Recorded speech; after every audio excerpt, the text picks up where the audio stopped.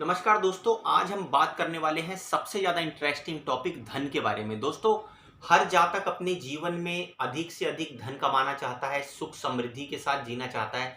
लेकिन रुपया पैसा जो है वो कहते हैं कि आदमी को जितना उसकी किस्मत में लिखा होता है उतना ही मिलता है, उससे ज़्यादा नहीं मिलता है। दोस्तों, ज्योतिष के संदर्भ में जब हम इस बात को समझने की कोशिश करते हैं कि ऐसा क्यों होता है कि कोई व्यक्ति अमीर हो जाता है बहुत कम काम करके, और कोई व्यक्ति जो है वो बहुत अधिक मेहनत करने के बाद भी उतना धनी नहीं हो पाता जितना उसको होना चाहिए। तो दोस्तों, आपकी कुंडली में आपके ग्रह दशा कैसे भी बुरी स्थिति में बैठे हों, चाहे कितने ही दुर्योग आपकी कुंडली में हों, लेकिन ये एक सबसे रहस्य की बात है कि ज्योतिष ये बताता है कि चाहे जितनी भी परिस्थितियां विकट हों, चाहे आपके ग्रह गोचर कितने भी खराब हों, लेकिन आप जितना धन चाहें उतना धन कमा सकते हैं। दोस्तों, ज्योतिष में ये बिल्कुल स्पष्ट तौर पर दिया गया है, क्योंकि ज्योतिष जो है वो दो मेन भागों को मिलाकर बनाया गया है। दोस्तों, जैसे आप डॉक्टर को देखते हैं, डॉक्टरी का जो पेशा होता है वो दो तरह की चीज़ों से मिलकर बना होता है। पहले भाग में आप देखेंगे जो डॉक्टर होता है वो जब मरीज उसके सामने आता है तो उसको डायग्नोसिस करता है। डायग्नोसिस में वो उसकी बात सुनता है, उसकी बातों को सुनकर उसकी बीमारी के बारे में पता लगाता है। जब उसको कोई संशय होता है या कोई डाउट होता है तो वो कुछ ब्लड के टेस्ट लिखता है, एक्सरे लिखता है, स्कैन लिखता है। उनको देखने के बाद वो तय करता है कि क्या बीमारी है, कितनी जो है गंभीरता में है वो बीमारी, उसके लक्षण क्या-क्या हैं। दोस्तों, इन सब के ऊपर ऐसा बताया जाता है मेडिकल प्रोफेशन वालों के द्वारा कि 90% जो है वो डॉक्टरों का फोकस डायग्नोसिस पे होता है, ये जानने में होता है कि बीमारी क्या है, क्या लक्षण है और किस स्टेज पर बीमारी है। दोस्तों, डॉक्टर का फोकस केवल 10% इस चीज़ पर होता है कि इसका इलाज किस प्रकार से करना है, इसको ट्रीट किस प्रकार से करना है, इसको दवा कौन सी देनी है। दोस्तों, इसी प्रकार से जो है आज के घटनाक्रम में आप देखेंगे ज्योतिषियों का यही हाल है। ज्योतिषों का जो 90% ध्यान है वो कुंडली एनालिसिस के ऊपर होता है। वो कुंडली में ग्रह दशा गोचर देखते हैं, आपकी दशा देखते हैं, अच्छे और बुरे दुर्योगों को आपको बता सकते हैं, और सारा का सारा क्योंकि वो ध्यान एक ही तरफ लगा देते हैं जिसमें वो आपकी कुंडली के अंदर ही पूरे घुस जाते हैं। डायग्नोसिस में ही जो है उनका सारा का सारा जो बौद्धिक क्षमता होती है वो समाप्त हो जाती है। इसीलिए वो सिर्फ 10% का हिस्सा उसके उपायों पर दे पाते हैं। दोस्तों, असली जो काम करती हैं, जो ट्रीटमेंट का काम कर रही हैं, जो दवाई, उनके ऊपर वो केवल उनका 10% फोकस होता है। इसी कारण जातक ज्योतिषों को जब भी दिखाता है तो वो अपने बारे में कुछ अच्छी और बुरी चीजें जान तो लेता है लेकिन उनसे बाहर नहीं निकल पाता है। दोस्तों, उसका असर उस पर बना रहता है, क्योंकि जब इलाज करने वाले का 90% ध्यान आपके इलाज पर है नहीं, केवल 10% ही ध्यान उसका आपके इलाज पर है, तो फिर वो आपको कैसे वो दवाई देगा, कैसे वो आपको उस चीज़ का प्रिस्क्रिप्शन लिखेगा जो आपको बीमारी से, उस दशा से, उस आर्थिक जो है आप देखेंगे जिस बंधन में आप फंसे हुए हैं उससे कैसे बाहर लेकर आएगा। यहाँ पर दोस्तों ज्योतिष में साफ तौर पर लिखा हुआ है कि 3 चीज़ों के द्वारा उपाय करके, डायग्नोसिस करके आप अपनी ज़िंदगी के अंदर मनवांछित फल पा सकते हैं। जो चीज़ भी आप चाहें ज़िंदगी में वो पा सकते हैं। उस चीज़ को पाने के लिए आपको ये समझना पड़ेगा कि किस तरह से मेडिटेटिव जो ज्योतिष है वो काम करता है। मेडिटेटिव ज्योतिष का जो है वो 3 हिस्सों में डिवाइड किया गया है दोस्तों। उसमें मन को ट्रीट करने के लिए आपको मंत्रों के बारे में विस्तार से बताया गया है, क्योंकि मन से ही जो है आप देखेंगे तो मन स्थिति पैदा होती है। आदमी के अगर एक बार मन में ये ठान ले कि मेरे को कुछ काम करके दिखाना है दोस्तों, तो सफलता अपने आप उसके कदम चूमती है। दोस्तों, एक कहावत कही गई है कि मन के हारे हार है, मन के जीते जीत।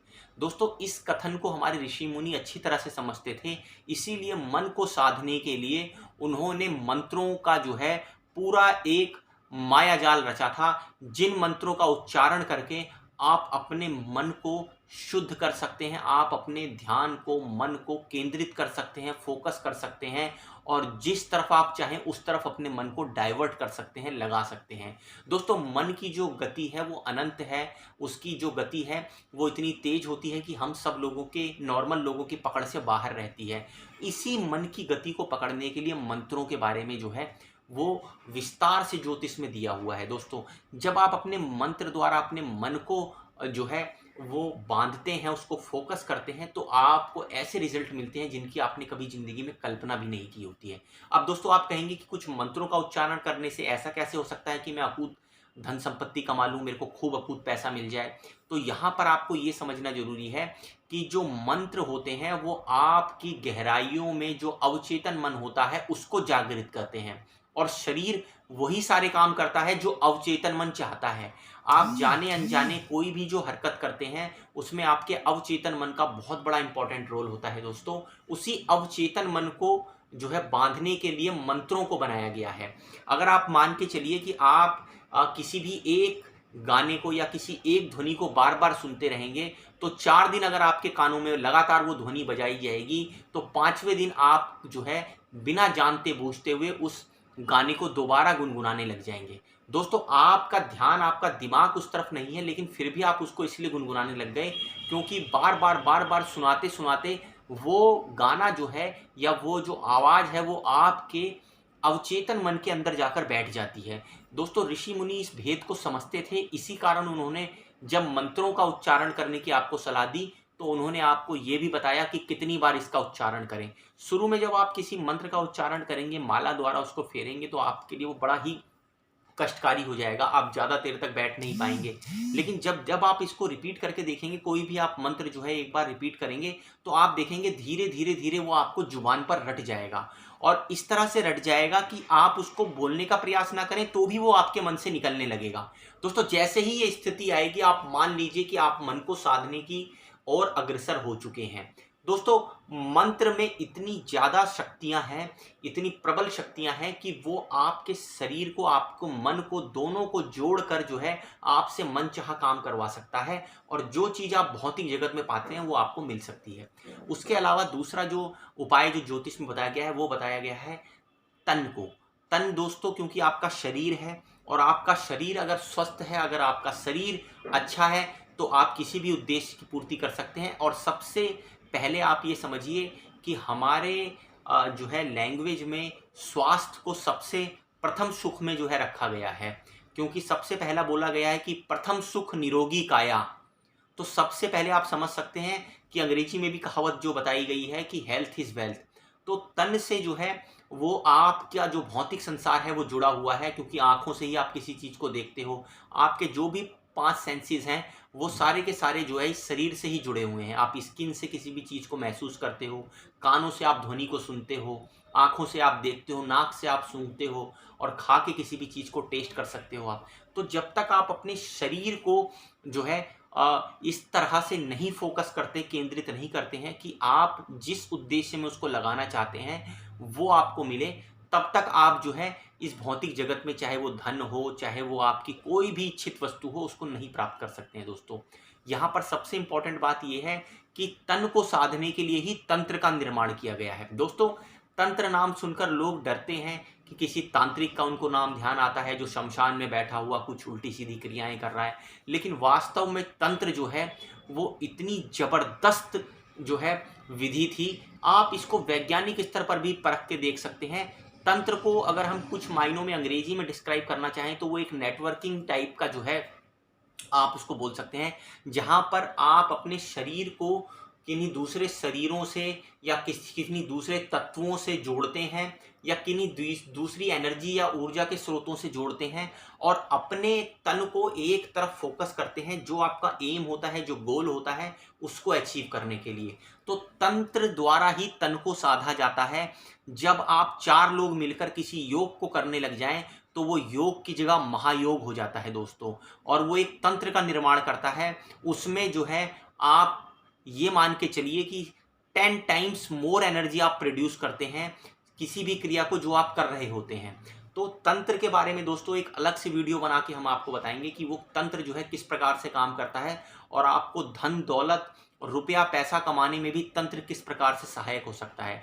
तंत्र दोस्तों बहुत मायनों में जो है वो इम्पॉर्टेंट है, क्योंकि वो आपके शरीर को स्वस्थ रखता है, आपकी मन स्थिति को बहुत ऊंचे तक ले जाता है, आपकी चेतना को एक अलग स्तर पर ले जाता है। उसके साथ साथ जीवन में जो भी आप पाना चाहते हैं उसको पाने में सबसे सहायक तंत्र ही है दोस्तों। तीसरी जो सबसे इंपॉर्टेंट चीज बताई गई वो है यंत्र। दोस्तों, कई बार व्यक्ति जो है वो मंत्र और तंत्र को जो है करने में कैपेबल नहीं होता है।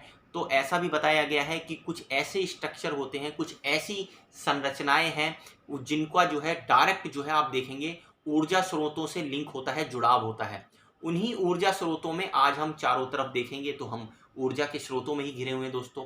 हवा भी एक प्रकार की ऊर्जा है।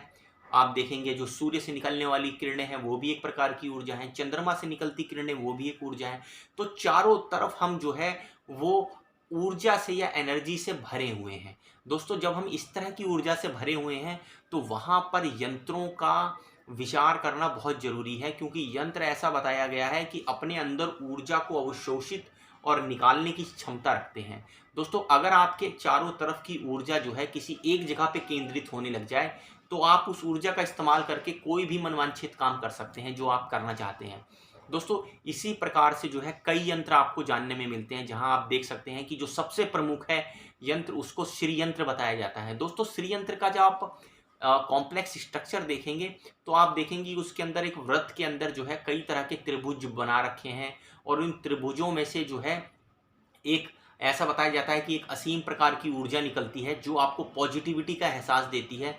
श्री यंत्र के बारे में ये भी बताया जाता है कि आप उसको घर, दुकान या किसी भी स्थान पर जहाँ पर रख देंगे वो एक विशेष प्रकार की पॉजिटिव ऊर्जा से उस स्थान को भर देगा, और विशेषकर से जो पैसा, धन, दौलत कमाने के लिए जो आप चाहते हैं उसको वो अपनी तरफ आकर्षित करता है। इसी प्रकार से लक्ष्मी गणेश यंत्र है दोस्तों, जिस यंत्र को अगर आप अपने कार्यस्थल पर, अपने अपने घर पर या जहाँ पे भी आप जो है पैसा अर्जित करना चाहते हैं, अगर आप उसको रख देते हैं और नियम के अनुसार जो है उसकी पूजा अर्चना करते हैं, उसके ऊपर ध्यान फोकस करते हैं, उसके मंत्रों का उच्चारण करते हैं, तो वो यंत्र जो है आपको उन चीज़ों को खींचने में सहायता करेगा जो आप चाहते हैं। चाहे वो धन हो, दौलत हो, सोना हो, चांदी हो, रुपया हो, पैसा हो, किसी भी तरह की चीज़ हो।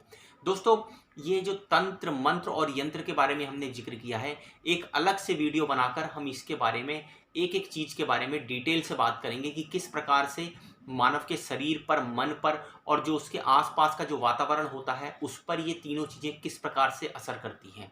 दोस्तों अगली वीडियो में किसी और रोचक जानकारी से के साथ मिलेंगे, तब तक के लिए धन्यवाद।